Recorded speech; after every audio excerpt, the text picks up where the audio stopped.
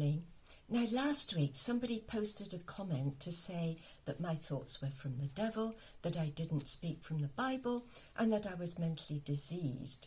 This last quote was from 1 Timothy 6 and verse 4, Watchtower's translation, but here's a better translation.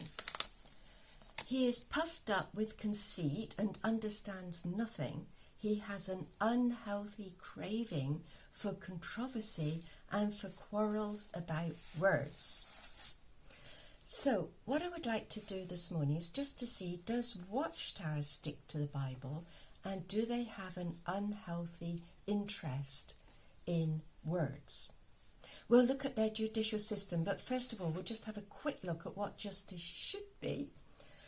And there are natural laws of justice which are taken from the Bible.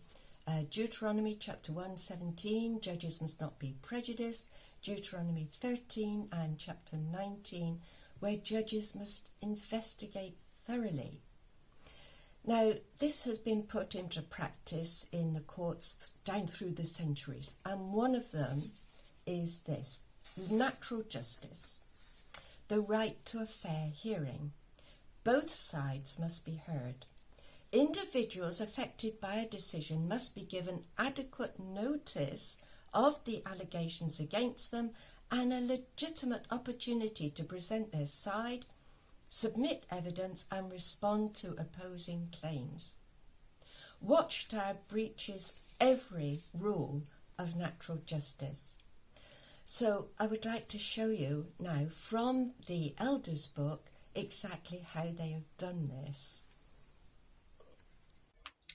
First of all, elders have supplementary meetings to flesh out the rules in the Elders book. So many of the secret rules are not written down, and the only way you can find out about them is the actions of the elders. Now, in this first paragraph here, elders should act promptly when receiving a report of serious wrongdoing. And the last sentence of that first paragraph, elders must first assess whether the alleged wrongdoing, if established, is serious enough to require a judicial committee. So how do they establish it? Well, what they ought to do is go to the accused person and say, look, we've had this report, is there any substance to it? But they don't. If they have two witnesses, according to them, the matter is established, and from now on, the accused person is guilty. There's a lot of activity by elders going on behind the back of the accused, and then suddenly, out of the blue, they invite the accused to a judicial hearing.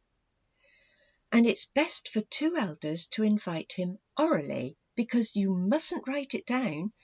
If you write it down, he could use that against you in a court of law. So, first of all, you make clear that the meeting is a judicial hearing. In other words, you're guilty, although they pretend that he's not. Secondly, explain what his course of action is alleged to have been. You shouldn't do that now. That should have been done right at the beginning, to allow the accused person to explain why he's innocent or other circumstances. And thirdly, you just tell him when and where. You will note in the second paragraph that the accused is invited to make a personal statement. And I'm sorry I couldn't give you the rest of the paragraph. It wasn't suitable for YouTube. So if the accused says that he's innocent, then the elders call in their witnesses, because of course he isn't innocent, he's guilty. They already know that, so they call these witnesses in who have been hiding somewhere, ready to pounce on the accused should he say that he's innocent. You'll note that the accused person is not allowed to bring in his own witnesses. This is a most dire judicial system.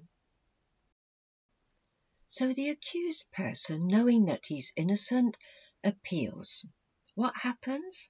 The first committee will make this S77 form, which they filled out in secret, and a brief account of the matter available to the appeal committee.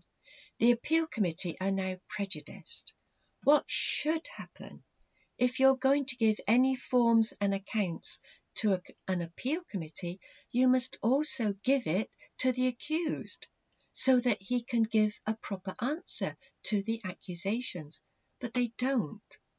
The whole system is dire and a complete injustice. That's not the end of the story, of course. They report on CSA, which I can't show you because of its YouTube. They explain that it's a crime, and consequently, according to Romans 13, 1-4, which they quote, it must go to the government. But what they say is, you might have an obligation to report it, in which case, phone the legal department. Obviously, you don't do that.